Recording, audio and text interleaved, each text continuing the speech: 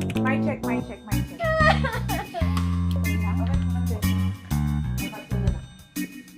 Sorry. Hello, I'm Charisse Ann Lorenzo. I'm the pioneer. Ako yung pinakamatanda ng employee ng Upturn. I've started since day 1, April 2023 from Upturn, and now I'm the senior auditor of AAE department. Hi, I'm Jassy Portogana, former intern from Upturn Business Solutions, now a CPA from May 2025 CPA licensure examination.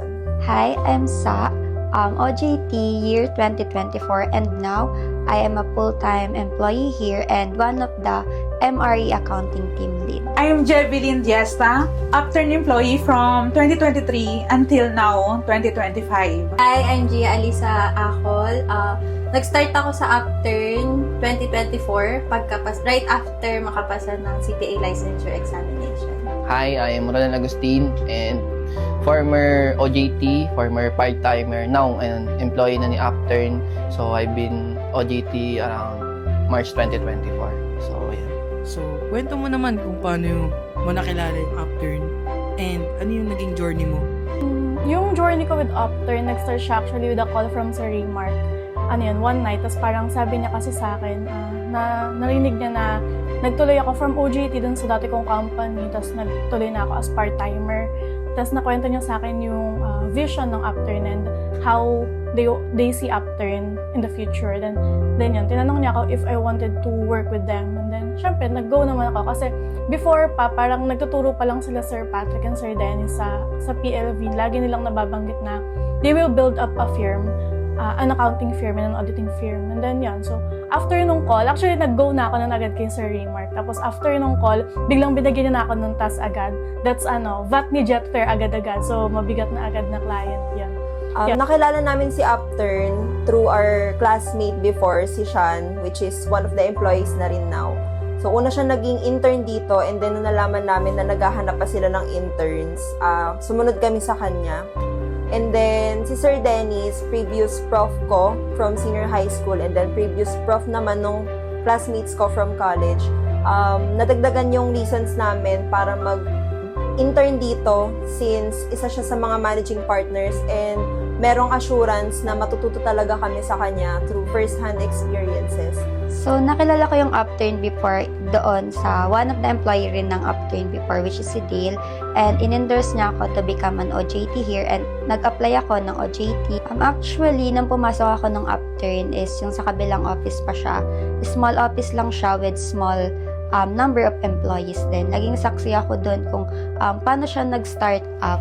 And ngayon na ang dami nang na-achieve ni Upturn and sobrang proud ako kay Upturn and sa success na na-achieve niya. Nagsimula ako nung sa Upturn Business Solution noong 2023. Almost 5 lang kami noon. Diretso po talaga kami nag-start ako sa bookkeeping and tax compliance. Pero working kagad, 5 lang kaming employee ng Upturn Business Solution sa may lumang building pa yon. Tapos, nirest assured po ni Sir Marky, wow, special mention by Sir Marky Barreno, na tinuruan po kami ng masinsinan at mabusisi. Nakilala ko si Upturn kay Sir Dennis kasi prof ko si Sir Dennis nung college. Nakakatuwa nga kasi si Sir, nung prof pa namin siya college, nakakasakay pa namin siya sa jeep pa uwi. Tapos ngayon, imagine nun meron na silang sariling company. Tapos nakaka-amaze pa kasi yung kasama lang niya sa company is parang mga kaibigan niya lang din. Kaya nga nung pagpasok ko dito, ang gaano environment kasi parang magtatropa lang talaga sila na nagtatrabaho. And yun, nung nandito na ako hanggang sa ngayon na nagstay ako, consistent pa rin naman sila na ganun lang, parang magkakaibigan, magtatropa, na pero pagdating sa trabaho, seryoso talaga and dito talaga sila na makatulong sa clients and sa employees din nila. Muntik pang di makapag-OJT dito. Yung classmate ko lang yung na-refer. Ni-refer din ng classmate ko. Tapos, luckily, buti yung classmate ko. May OJT na, so pinasa sa akin yung referral. So, last minute na yung pag-apply ko dito sa Upturn. So, after nun, naging part-timer ako kasi feeling ko, nalupitan sila sa akin. Malupit daw ako kaya sabi na part-time ka na dito. Ako ayoko Pinilit lang nila ako. So, changes siguro yung nung OJT ako masaya. Kumbaga, hindi ganun kabigat yung responsibility. Nandyan pa sila Sir Pat, Sir Dennis, Sir Raymark para i-guide ako. Binigyan talaga nila ako ng responsibility din na akuin yung mga projects, gano'n, maging accountable. As individual na ako ngayon. Kumbaga, hayaan na nila ako kung anong dapat gawin ko. Pag nagkamali ako na to. So, ngayon na nakita mo na rin yung pag-grow ng Upturn mula sa maliit na office hanggang sa mas malaking team. And isa ka na rin dun sa nag-handle ng maraming clients na rin. So, ano yung achievement ng company na masasabi mong part ka na dun?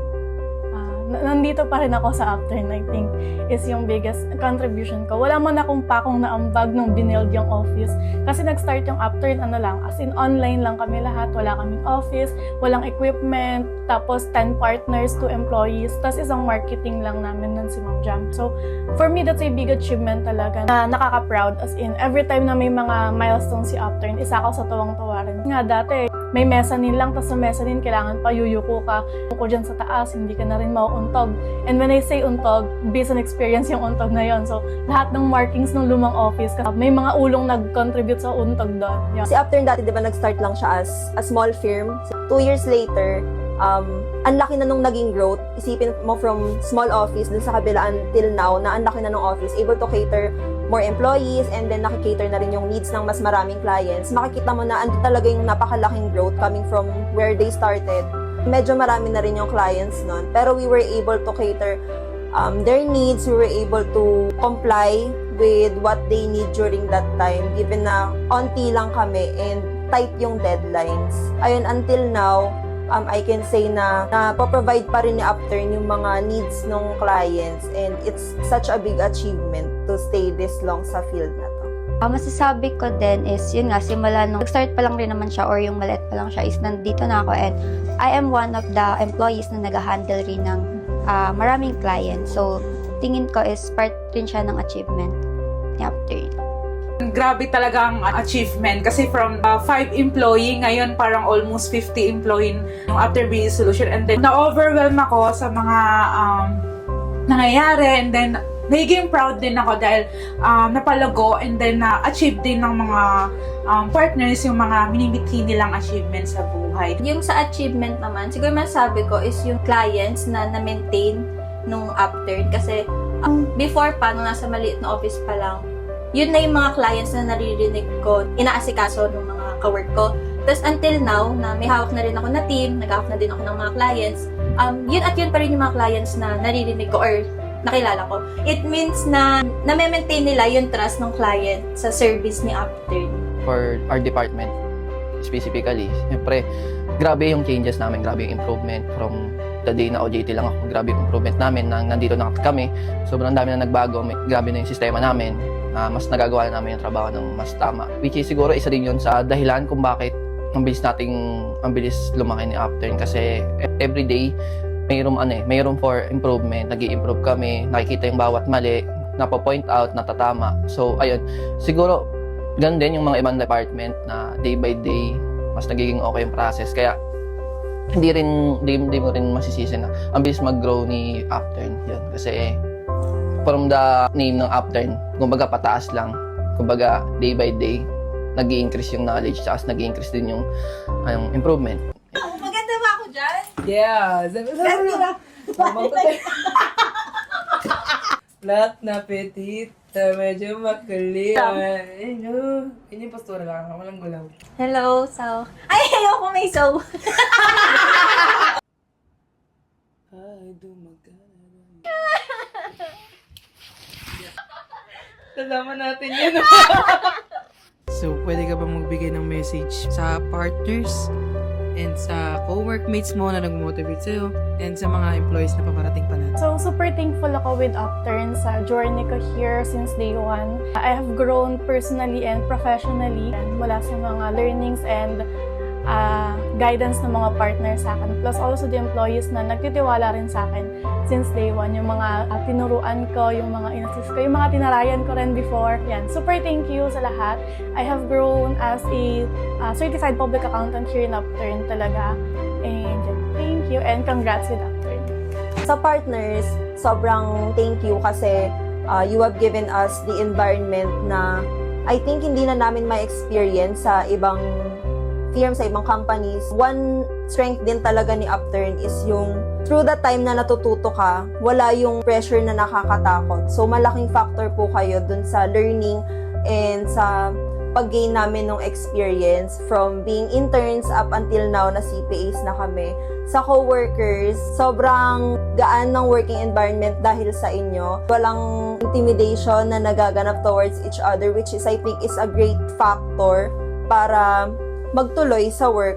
And then sa future employees, I hope na you choose Upturn kapag lumaki na ng sobra yung firm and ma-share natin yung same goal to provide our clients with quality service. Message muna dun sa partners. Thank you for accepting me since first job ko to, and yun nga, parang nagsimula ko as an OJT, tapos ngayon full-time na. Thank you for accepting me, and syempre sa tiwala na binigay niyo sa akin to be part of the Upturn. And sa mga future employees naman is, ina-encourage ko pa rin sila na yun nga, masaya sa Upturn and marami ka ring matututunan ka. And hindi lang about sa work yun nandito, makakabuild ka rin ng family sa Upturn.